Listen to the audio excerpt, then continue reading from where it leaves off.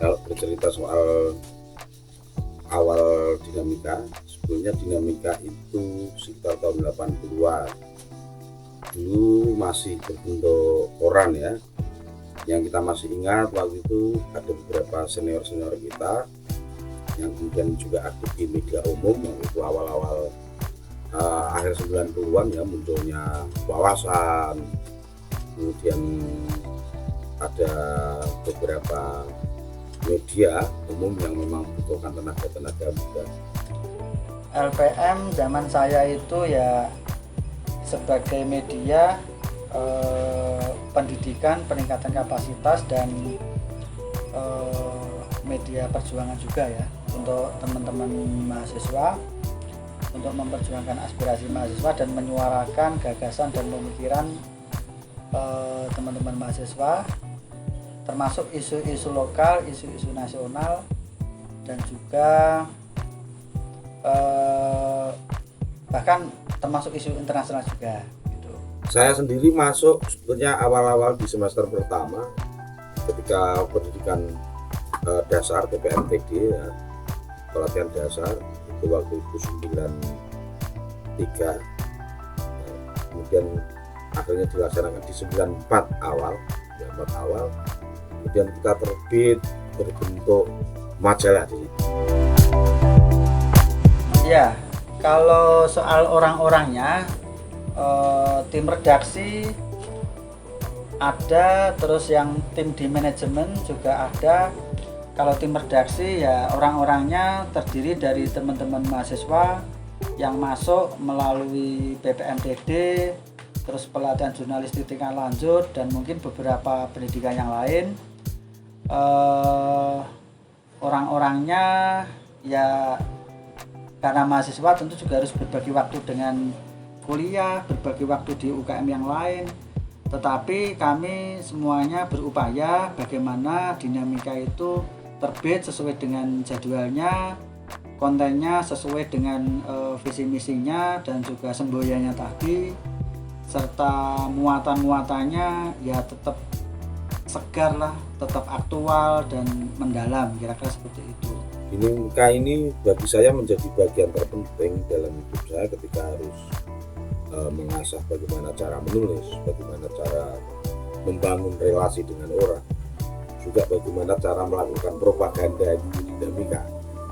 Propaganda pengertian di situ ya bagaimana kita membangun sesuatu yang baik, atau kemudian kita mencoba melawan mainstream yang memang mainstream itu kadang-kadang tidak selalu menemukan kebenarannya. Jadi dinamika agak sejarah panjang ya. Pergulatan kawan-kawan aktivis mahasiswa sebetulnya bukan sekedar menjadi kegiatan intrakampus yang menyalurkan hobi, tetapi dinamika menjadi alat, menjadi corong waktu itu ketika Orde Baru, juga menjadi media penyampai bagaimana mahasiswa itu harus punya pola pikir, cara berpikir yang keluar dari mainstream. Ketika mainstream bahwa Orde Baru itu baik, maka kita harus menjadi pembanding bahwa tidak semua yang baik itu membawa kebaikan. Itu yang harus kita sampaikan. Dengan pengembangan SDM ya, kalau ada pendidikan, ada pelatihan dengan lembaga yang lain, sebisa mungkin juga ngirim peserta. Misalkan saya pernah ikut pelatihan di Surat Kabar Amanat YN Semarang waktu itu, dan mungkin teman-teman yang lain juga, sehingga nanti ada gambaran-gambaran tentang kira-kira bekerjanya seperti apa, tupoksinya seperti apa, meliput yang bagus itu seperti apa, wawancara yang bisa menggali informasi dari narasumber itu tekniknya bagaimana, pertanyaan-pertanyaan yang ini kira-kira bagaimana, guys. Termasuk kita juga mendobrak soal kampus menjadi menara gading, yang bagaimana masyarakat tidak bisa mengakses langsung dengan kampus, dengan pihak lembaga pendidikan tinggi itu. Kemudian perkembangan karena waktu itu YIN Wali Songo di Salatiga, Fakultas Tarbiyah. Di Wali Songo waktu itu juga ada punya media, tapi memang koran namanya Amanat itu. Jadi Dinamika juga menjadi bagian dari keluarga besar Amanat waktu itu. Baru setelah kemudian YIN Fakultas Tarbiyah Salatiga ini berubah menjadi SETAIN atau Sekolah Tinggi Agama Islam. Sekolah Tinggi Agama Islam itu seingat saya sekitar 97 kalau maka Dinamika tetap berproses, tetap jalan, tetapi komunikasi dan interrelasi dengan lembaga lain atau dengan kawan-kawan aktivis PES yang lain itu masih terikat, termasuk dengan Amanat, bahkan Ayam Buruk gitu kan, atau kemudian teman-teman yang lain. Karena kita waktu itu Dinamika sering terlibat dalam pergulatan PPMI, Perhimpunan Pers Mahasiswa Indonesia. Sekarang mungkin karena sudah terbantu dengan perkembangan teknologi ya, saya melihat ada cetak tetap ada, yang online ada, websitenya juga bagus, dan dibantu juga dengan media sosial. Ini sebenarnya saya pikir jangkauannya lebih luas, terus kontennya lebih up to date ya, karena tidak terbatasi dengan edisi, walaupun kalau cetak tetap sama ya. Dan kelihatannya memang arah dari perkembangan teknologi ini juga berpengaruh pada arah dari perjalanan media itu sendiri. Dinamika maksud saya, mungkin bisa fokus di oke, cetak masih, tapi yang di media online ini memang perlu diseriusi menurut saya. Bagaimana menemukan visi bersama, termasuk ketika kita ngomong soal YIN ada Tridharma Perguruan Tinggi. Bagaimana menerjemahkan Tridharma Perguruan Tinggi itu menjadi sesuatu yang bisa dirasakan oleh masyarakat. Nah, yang bisa dirasakan masyarakat itu salah satunya apa? Mungkin kalau kita menjadi aktivis PES, maka bagaimana tulisan-tulisan majalah, tulisan-tulisan karya jurnalis itu benar-benar menjadi bagian dari advokasi terhadap kebutuhan masyarakat. Bagaimana, apakah memang masyarakat kita sudah terlayani benar dengan pemerintah ini, dengan negara ini? Karena kewajiban negara adalah melayani rakyat. Nah, visi itu harus dibangun.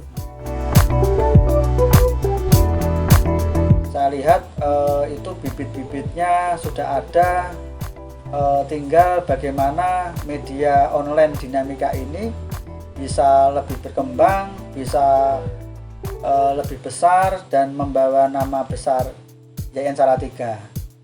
Saya sebenarnya berharap YIN Salatiga itu besar karena mahasiswanya, bukan mahasiswa kuliah di YIN karena kebesaran kampusnya. Jadi nama besar kampus itu harapannya ya termasuk dari Dinamika ini itu. Dan peluang ke situ itu ada, karena memang perkembangan teknologi ini bareng memulainya. Di kampus manapun itu bareng. Tinggal ya bagaimana teman-teman di Dinamika ini memanfaatkan momentum itu. Apalagi ini kemarin habis pandemi, ini masih juga dalam saat-saat pemulihan, ini peluang, kesempatan, kira-kira begitu. Reporter hari ini memang harus berkembang lebih cepat dengan perkembangan teknologi. Kalau dulu awal, mungkin di akhir-akhir 90-an kita sempat melakukan wawancara lewat mailing list, kalau nggak salah 97 dengan almarhum Pak Arif Budiman waktu itu masih di Australia, kemudian Pak Ariel Haryanto waktu itu masih di Singapura ya. Kita sudah melakukan, Dinamika sudah melakukan wawancara dengan lewat mailing list. Kadang kita sudah mendahului dengan kawan-kawan UKM lain di kampus waktu itu. Bahkan kita mengenalkan internet, bagaimana melakukan pelatihan internet. Maka sebagai aktivis jurnalistik, apalagi di majalah Berita Mahasiswa Dinamika ini, mestinya aktivis Dinamika harus lebih dulu informasinya, lebih dulu knowledge-nya, lebih dulu pengetahuannya dibanding dengan mahasiswa yang biasa. Bekerja keraslah, berpikir cerdaslah, kembangkan dan praktekkan nalar kritis itu, karena memang nalar itu dibicarakan, diwacanakan, tetapi intinya adalah bagaimana mengimplementasikan dan mempraktekkan dari pemikiran dan gagasan kritis itu sendiri. Karena kalau terhenti di wacana, ya sudah, itu berarti wacana saja. Masyarakat akan kesulitan mengambil manfaatnya. Nah, termasuk nanti diterjemahkan dalam bagaimana meliput, bagaimana menulis, bagaimana konten itu dipersiapkan, dan juga akan kemana atau roadmapnya dinamika ke depan itu akan seperti apa itu.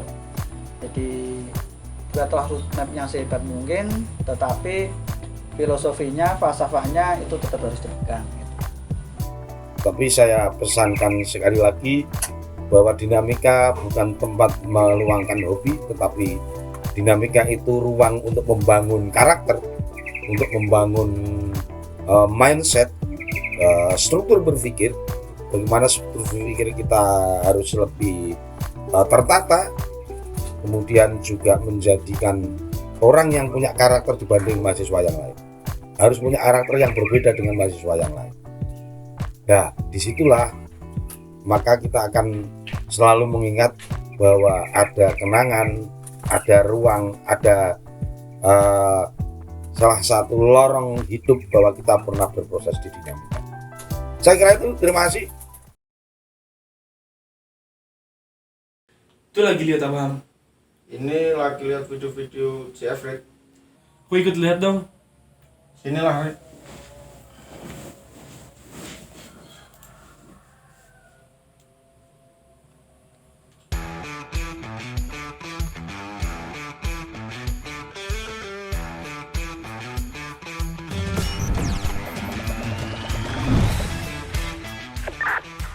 Posisi Ya, tempat biasa. menuju TKP.